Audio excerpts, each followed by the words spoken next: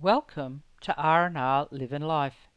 In this episode, Rick and I leave the historic tobacco growing area of Myrtleford and make our way through delightful hidden valleys, spectacular mountain scenery and winding waterways. Firstly to Yackandandah and then on to Tallangatta on the shores of Lake Hume, where we camp for a couple of days. Before we get started with this episode, I just want to reiterate that the main purpose of these episodes is to highlight the countryside we have been travelling through, so that Rick and I can revisit where we have been, especially as both of us are country people at heart, and particularly enjoy not only the geology of an area, but also the European pioneering and mining history of the areas we travel through. Today's journey to Tallangatta would be a windy trip, following back roads through some very pretty country to get to where we were to camp at the showgrounds. We drove into Yackandandah with its heritage listed buildings and decided it needed a day trip to enjoy the town fully. From Yackandandah it was then back to Osborne Flat Road to the Kiewa Valley Highway. The Kiewa Valley was an Aboriginal trade route for many thousands of years and was first documented by Europeans in the 1820s. This led to the gradual influx of new settlers in the valley over the next 20 years, most of them having made the journey overland from the Sydney area. As well as being enthusiastic about their newfound homeland, the settlers were keen to exploit the perceived benefits of grazing cattle on the nearby high country and in the upper Kiewa Valley. The Bogan High Plains were first documented by stock riders Brown and Wells in 1851. We passed through Osborne Flats, a rural locality and former mining area, probably named after James Osborne, the holder of the Yackandandah pasture run between 1837 and 1859. After the conclusion of gold mining, Osborne Flats became an agricultural district until river dredging located tin in the Yackandandah Creek, with dredging ending in 1929. The area is now predominantly a dairy farming and a forestry region. Talk about a roundabout trip. We seem to be going along country roads between localities, going east, then west, and then south. It was then on to Gunwaring Road through Tallangatta, then into the Kiewa East Road to join the Murray Valley Highway that took us around Sandy Creek and Lake Hume to Tallangatta Showgrounds, surrounded by the rolling hills of northeast Victoria. We passed the Kudji Wodonga Rail Bridge with its distinctive red sticks architecture design that spans the width of the spectacular but very dry-looking Lake Hume, surrounded by rural landscape. The Kiewa township began with the construction of the Lagoon Hotel in 1859, possibly so called because the Kiewa River flats contain numerous lagoons and anabranches. Farm settlement came during the late 1860s, followed by the opening of a post office in 1871 and a school in 1874. The hotel also had a store, and a small hall was added to the rear of the hotel in the 1880s. The river flats were suitable to dairy herds, and in 1893 the Kiewa Butter Factory was opened, later to become the North Eastern Dairy Company, and then part of the Murray Goulburn Dairy Conglomerate, and today is Saputo. A large orchard and cool store were established in 1908 and in 1913, and the irrigated Kiewa Valley orchards established in 1924. The Kiewa River flows from alpine uplands to the Murray Valley, where the township of Kiewa is situated. The town is surrounded by well-watered alluvial flats with a steep range to the west. Tangambalanga, about a kilometre and a half further on, was named after the pastoral run of the same name. Farm selections were sold from the pastoral run in 1874, though a substantial amount of the property was kept intact until it was subdivided for closer settlement in 1907. The town was often isolated from Kiwa and Yakandanda when the Kiwa River flooded. Dairying became the main farm industry, beginning with a creamery in 1892 and expanding to the Kiwa Valley Butter Factory. With the intensification of dairying in the 1950s and 60s, brought increased newcomers, adding to the area's prosperity. A new yogurt factory, a joint venture between the food company Danone and milk processor Murray Goulburn, now Saputo, was opened in 2011 to produce the Activia brand yogurt. Both Kiwa and Tangambalanga are part of the Indigo Shire Council and are heavily reliant on the dairy processing plant to provide economic stability in the area. On arriving at Tallangatta Showgrounds, Rick and I went for a walk around the arena, firstly to stretch our legs, and secondly to find a spot we liked to park up for a couple of days. There was plenty of space to choose from. After setting up Gidget with power and water, we took a walk uptown to check out the life-size bronze statue of Sandy the Warhorse. Anzac hero Major General William Throsby Bridges' trusted steed was the only Australian warhorse of among between 130,000 to 160,000 Australian horses sent to war from farms and stations across the nation to return from the First World War. Sandy was bred in Old Tallangatta. Near Sandy was an information board with the history of Tallangatta, the town that moved. In 1956, the original town was relocated 8 kilometres west to higher ground to make way for the expansion of Lake Hume after the Hume Dam was enlarged. The move involved transporting over 100 homes and numerous other buildings to a new site, creating a town with a distinctive 1950s architectural style.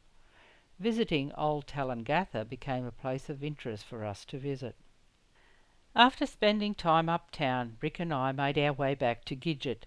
By then the afternoon had become quite windy, so we rolled the awning in and sat inside for the rest of the afternoon. After a very windy night, making for a very cold morning, it was the first time I had ever heard Rick mention that we needed to start heading north into warmer country. The cold is something he usually doesn't have an issue with, while on the other hand I am a cold frog. As we had visited the southernmost point of mainland Australia, our next endeavour was to continue along the Murray, having travelled down the Darling to the confluence of the Murray-Darling in 2023. Our aim was to fill in the sections of another great Australian river. The following day we followed the Omeo Highway, a rural highway mostly following the course of the Mittamitta River from Tallangatta to Tallandoon, where gold miners tried their luck in the Mittamitta River in 1852, but with poor results. We continued along the highway, stopping to check out the historic bridge in Mount Lawson State Park, tucked away on Firebrace Track, built around 1915, spanning Boggy Creek.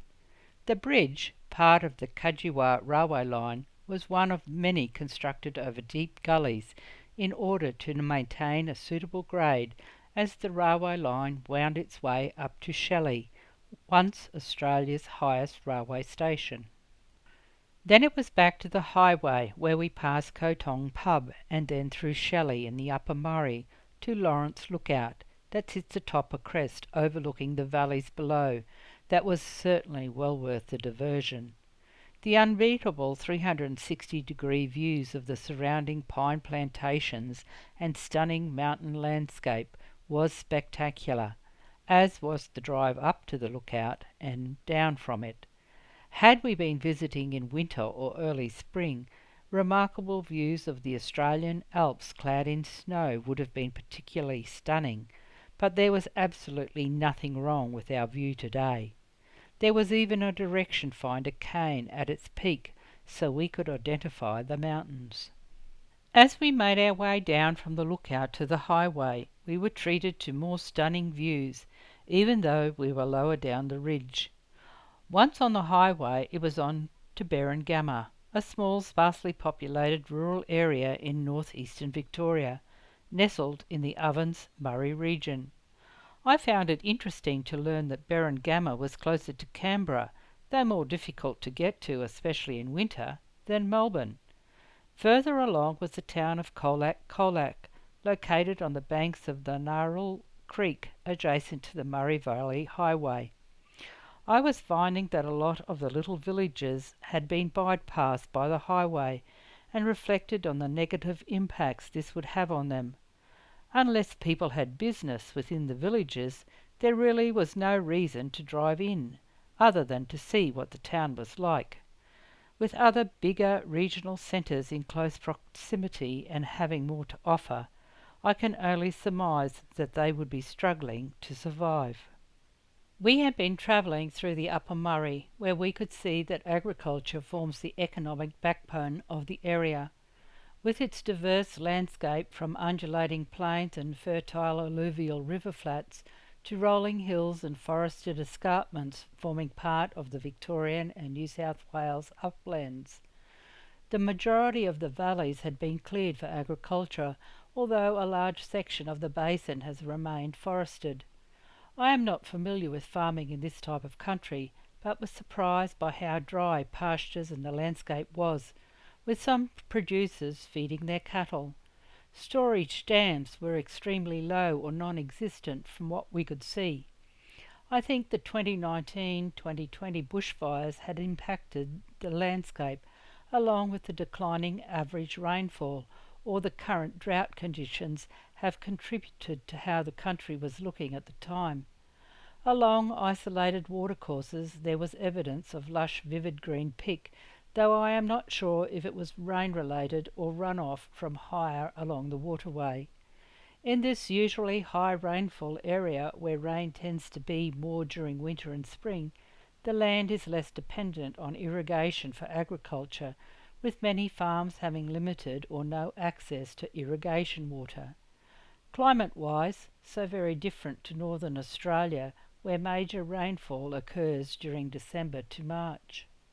Like many travellers, we did not stop in Colac, but made our way to Corryong, near the New South Wales border and the headwaters of the Murray River. Situated on the Murray Valley Highway, Corryong in the Upper Murray connects Albury-Wodonga to Cancoban and the Alpine Way, making it a vital rural hub. The town is nestled in a valley, surrounded by high country landscape covered in eucalyptus, snow-gum woodlands and pine forests, while the streets were lined with deciduous trees that were in full, vibrant autumn colours. Established in 1875, having begun as a service centre for the farming community, and grew significantly with the establishment of a butter factory, serving as a hub for the dairying district. Today, industries in the area involve mainly agriculture, particularly beef and dairy farming, and forestry. The forestry industries include both the harvesting of native eucalypts and of the extensive pine plantations in the area. Corryong is also famous as the final resting place of Jack Riley, considered by many to be the inspiration for the hero in Banjo Paterson's poem The Man from Snowy River. The cemetery was an interesting place, not just for the man from Snowy River Jack Riley's grave, but we also found an Indian hawker and the first burial in the cemetery in July 1889 of a 9-year-old child. It was interesting to learn that the site chosen had not been declared by the Public Health Department at the time of the child's internment. However, it is believed that the father did not want to have his son buried at the Millers Hill Cemetery and took matters into his own hands. He dug the gravesite east to west so that the coffin would face the rising sun. Others followed, and this is why there is a line of graves running diagonally across the Church of England portion of the memorial section of the cemetery. From the Upper Murray town of Corryong, we made our way to the cool, clear waters of the Murray River, where it meanders through wide valleys of farmland, with a backdrop of stunning snowy mountains and Kosciuszko National Park, on the border of Victoria and New South Wales. The Murray River starts out as a small stream just 40 kilometres from Mount Kosciuszko, Australia's highest mountain, on the New South Wales-Victorian border. Much of the area is above 6,000 feet altitude, and as such, snowmelt and rain on the Great Dividing Range drains inland via the swampy plains, Gee High and Tomah rivers to feed the Murray, where it starts its 2,756-kilometre long journey across the Australian continent. It is joined by several other rivers, including the Mittamitta, which we will follow in the next episode, the Ovens, Goulburn, Campaspe, London, Murrumbidgee and the Darling rivers. After exploring the rest stop on the banks of the Murray, we continued on to Cancoban. We were nearing the head of the Murray, here on the New South Wales-Victorian border. We left Bringenbrong Bridge, where the Victorian Murray Valley Highway and the New South Wales Alpine Way meet, and continued on to Cancoban, that acts as a crucial gateway to the wider high country areas of the Kosciuszko National Park. We were now following the Alpine Way, featuring alpine and subalpine environments with rugged mountains, pristine rivers and unique vegetation such as snowgrass and daisies. Cancoban itself is at a lower altitude with more dairy farming country providing a backdrop of lower hills and valleys, contrasting with the dramatic peaks visible to the east. We will explore this little town in the high country that was built to house workers on the Snowy Mountain hydroelectric scheme, considered to be an engineering marvel, in our next episode, as well as check out the Cancoban Pondage, part of the scheme. We were reaching the western gateway to Kosciuszko National Park, having explored the southern section of the Alpine Way towards Thredbo and Tom Grogan's campground in earlier episodes. Rick and I will leave you for this episode as we arrive in Cancoban. I hope you have enjoyed this episode. Give us a thumbs up if you have, or leave a comment. We would love to hear from you. Join us next time as we check out the Murray No. 2 power station, the Cancoban Pondage, leave Cancoban and make our way part way along the Great River Road that winds beside the Murray River in Victoria's northeast, flanked by national and state parks and river reserves, through to Wong, stopping at Ferrams and Jim Newman's lookouts, and across the border again at Tintaldra. Stay safe and enjoy life. Cheers for now. Rick and Rosemary. R&R, living life.